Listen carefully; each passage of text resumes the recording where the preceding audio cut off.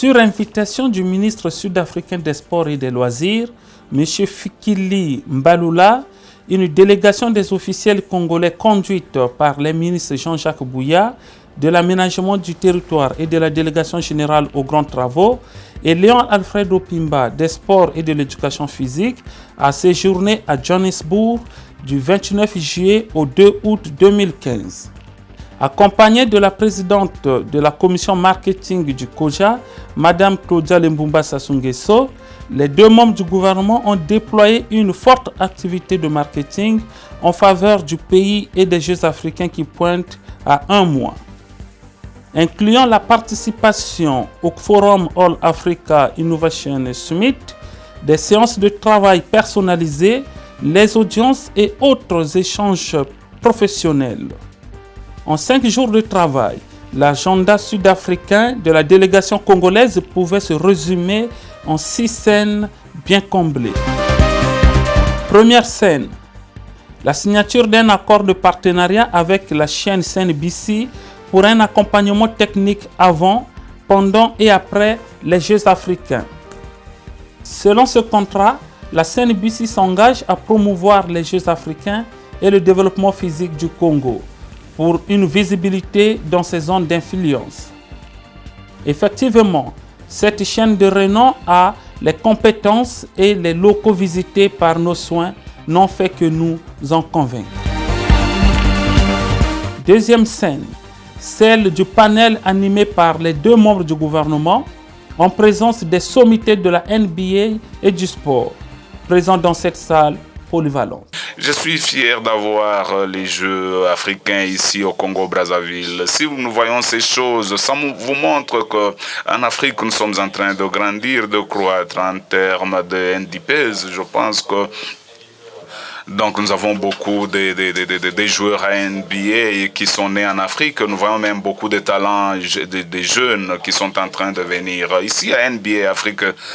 Donc nous faisons la chose la plus importante, comme Massa a dit, que c'est l'aspect des business ou des affaires. Nous avons besoin de tout le monde. C'est pourquoi nous sommes revenus ici, nous sommes en Afrique du Sud. Mon rêve pour moi, c'est de voir non seulement que nous fassions ça ici en Afrique, mais que nous allions partout en Afrique, par exemple, comme nous sommes venus du Congo, nous avons Nigeria, Ghana, Sénégal, et toutes ces parties de l'Afrique. Si nous pouvons avoir l'aspect des business, ça peut être beaucoup plus puissant. Nous pouvons faire de bonnes choses ici en Afrique. Dans un contexte où les idées s'affrontent, où les sciences se rivalisent, il va de soi que des personnalités qui portent le flambeau d'un pays à une telle activité dégagent des grandes perspectives devant un auditoire autant quantitatif que qualitatif. Officiel sud-africain des sports et de la culture, l'ambassadeur des USA en Afrique du Sud, M. Patrick Gaspard, les stars de la NBA présents dans la ville, une bonne représentativité de la crème sportive africaine, conduite par une batterie des ministres des Sports, des fédérations sportives. C'est devant cet aéropage que les réalisations du Congo en matière d'équipement sportif ont été épinglées comme un cas école d'une innovation dans le domaine des sports. Chaque ministre y est allé de son champ d'action. Le ministre Jean-Jacques Bouya, dans la réalisation de ces ouvrages modernes qui résisteront au temps et qui égayent déjà la jeunesse africaine. Nous pensons que dans ce genre d'installation, nous avons eu recours à beaucoup de partenaires, mais financés entièrement par le gouvernement de la République du Congo. Entièrement, absolument. Entièrement par le gouvernement de la République du Congo. Parce que nous voyons au continent, la tendance des gens, c'est de quitter effectivement l'ombre pour aller vers la lumière. Et souvent on est surpris de voir comment des personnes, des cargos entiers, sinon des gens qui finalement terminent dans la Méditerranée pour en train d'aller chercher la lumière, alors que nous pouvons apporter dans le continent ce qu'il faut. Et nous pensons que ce qui est utile pour que les gens, le monde se fédère autour du continent.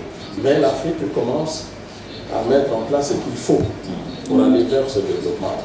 Donc ces installations étaient entièrement financées par le gouvernement de la République du Congo. vérifiés et contrôlés par des organisations internationales de vérification, tels les grands groupes comme le GIS. Et autour de ça, on va dire que nous avons là les infrastructures pour l'avenir. Et je pense que les Jeux africains du 4 septembre seront l'occasion pour eux de venir toucher du doigt des opportunités d'investissement dans le pays. Parce qu'il y en a dans plusieurs secteurs. Nous pensons que les secteurs les plus en vue aujourd'hui sont des secteurs d'énergie, de télécommunications, et des secteurs de transport. Parce que le pays étant au centre du continent, donc à la croisée de chemin, avec une vocation de pays carrefour, fait en sorte que nous sommes, on peut dire, un pays de transit.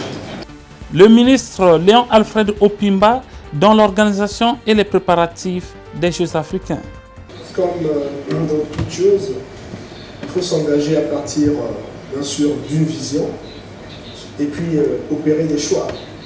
La vision, c'est celle de notre président de la République, M. Denis Sassou Nguesso, qui effectivement a pensé qu'il fallait en effet s'engager et faire que le sport soit au centre du programme de développement. Les choix, ce sont ceux qui sont opérés en conséquence. Alors, pour quel objectif? Parce que, vous savez, chaque pays et notre pays n'échappe à cela, à son histoire. Nous avons, en 50 ans, vécu des périodes de déstructuration. La dernière a eu lieu il y a une quinzaine d'années. Et le sport apparaît en effet comme un facteur de cohésion, de concorde, d'unité et même de pacification à travers justement les retombées qu'il engendre. Pourquoi le président de la République en effet a pensé qu'il fallait en effet faire ce choix et prioriser le sport parmi d'autres secteurs justement de développement. Et cela a été un élément déterminant. Ensuite, il faut aussi dire que le sport est pratiqué par les jeunes. Et le thème justement de ces 11e Jeux africains, c'est jeunesse et développement. C'est-à-dire comment s'engager dans un développement en s'aidant des jeunes. Troisième scène, les séances de travail des officiels congolais qui ont rivalisé d'ardeur, chacun dans son domaine pour marketer sur le Congo, surtout au sujet des enjeux sportifs des temps présents. Madame Claudia Lembumba Sassou Nguesso, présidente de la commission marketing du COJA pour des contrats de sponsoring. Le ministre des Sports et de l'Éducation physique, Léon Alfred Opimba, pour l'organisation des Jeux africains. Dans l'imaginaire collectif, on a tort de penser que le sport est la dernière roue de la charrue. Au point où effectivement, nous pouvons dire que nous avons les mêmes difficultés. Cependant, pour ce qui est des Jeux africains, nous avons le bonheur, puisque son Excellence M. Denis Sassou Nguesso, président de la République, s'est très bien engagé dans ce projet, au point où effectivement, pendant les 2 ou 3 dernières années, le budget du ministère des Sports a considérablement cru pour répondre justement au cahier de charges de l'Union africaine, mais également pour s'intégrer dans le cadre d'une préparation efficiente de nos athlètes à ces Jeux africains. Le ministre à la présidence de la République, chargé de l'aménagement du territoire et de la délégation générale aux grands travaux, Jean-Jacques Bouya, pour les plateformes sportives construites dans ce cadre et pour les Jeux africains, à savoir le complexe olympique de Kintélé, les 4 gymnases construits dans la ville, le stade Alphonse Massamba Déba rénové, sans oublier les stades et complexes sportifs départementaux construits dans le cadre de la dynamique de la municipalisation accélérée. Le gouvernement de la République du Congo a suffisamment investi dans les infrastructures parce que c'est quand même dans les infrastructures qu'on peut être sûr d'investir dans la jeunesse. C'est un investissement de long terme. Et nous pensons que l'envergure et le territoire tel qu'il a été aménagé dans ce complexe de Kintélé devrait pouvoir traîner pour la jeunesse et un autre modèle de développement. Donc pour nous, ces infrastructures sont viables. Véritablement viable pour le développement des jeunes, pour le développement du sport, pour le développement de la culture aussi, puisque nous voulons faire un grand complexe, tant au niveau sportif, culturel et même événementiel. Alors nous pensons que sur le long terme, ce sont des investissements viables pour les jeunes. Une interactivité digne de grandes agoras s'est instaurée par la suite à travers la réaction du public.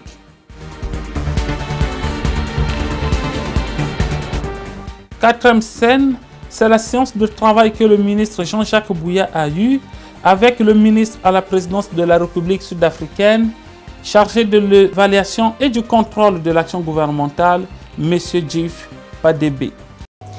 Et nous avons senti effectivement que toutes ces compagnies, toutes ces sociétés, tous ces hommes d'affaires ont besoin d'avoir un appui institutionnel et peut-être même faire en sorte que les partenaires financiers les accompagnent aussi dans ces développements, dans ces activités économiques de coopération sud-sud pour pouvoir intervenir dans le pays comme le nôtre, investir, où on sent qu'ils ont vraiment envie d'investir.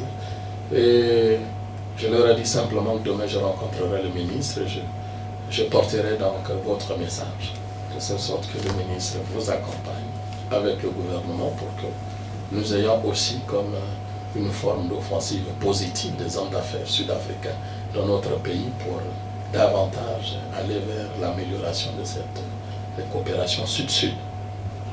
Les deux personnalités ont notamment mis en exergue les projets du NEPAD conduits par leurs présidents respectifs. Denis Sassou Nguesso, champion NEPAD pour le projet du pont route rail sur le fleuve Congo, et Jacob Zuma pour les projets NEPAD en Afrique australe.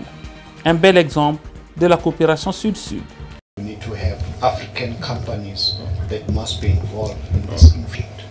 J'ai pris bonne note de l'importance que vous avez souligné d'avoir une plus grande implication des compagnies sud-africaines au Congo.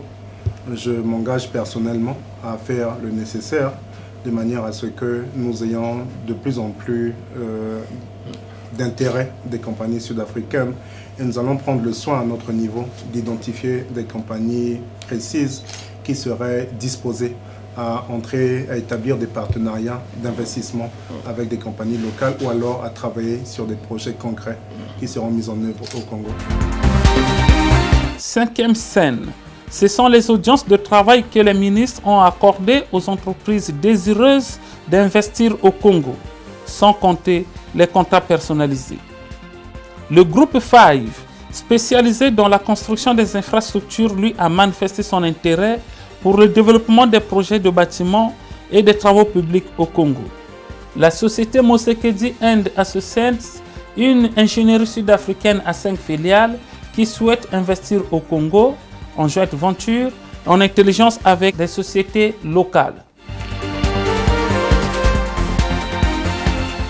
Sixième scène, c'est la participation de la délégation congolaise au match de gala de la NBA opposant la Time World Entendez, la sélection mondiale, à la Time Africa, c'est-à-dire la sélection africaine. Dans les gradins, les officiels sud-africains et des autres pays africains dans le nôtre pour apprécier l'exploit des grandes stars que tout le monde scrute à des milliers de kilomètres à travers les écrans de télévision. Elles étaient toutes là, ces stars. Les Américains Chris Paul de Los Angeles Clippers, Brodell Bill de Washington Wizards. On n'oublie pas l'équipe africaine composée de stars comme le Congolais Serge Ibaka d'Oklahoma City Thunder, le Camerounais Luc Mbaye à Mout, Philadelphia, pour ne citer que ceux-là. Score final 101-98 en faveur de la sélection mondiale. Les autorités congolaises ont pu apprécier et jauger le niveau d'organisation, notamment l'agencement des intermèdes qui évitent la déconcentration des spectateurs lors des matchs. Le souhait de tous serait que ces stars se produisent un jour à Kinshasa sur ces plateformes qui ont fait rêver l'auditoire lors du panel animé par les deux ministres à Johannesburg. Au détour de ces 6 scènes bien cohérentes et bien synchronisées, un seul constat se dégage. Au regard de ces 6 moments venus par la délégation congolaise à All Africa Innovation Summit, il n'y a pas de doute, l'objectif de la mission a été atteint. Puisque les deux ministres sud-africains, celui de l'évaluation et du contrôle de l'action gouvernementale et celui des sports seront présents à l'ouverture des Jeux africains. Puisque quelques stars de la NBA seront aussi de la partie. Puisque la chaîne CNBC qui arrive bientôt à Brazzaville se positionne comme un des partenaires des Jeux africains Brazzaville 2015.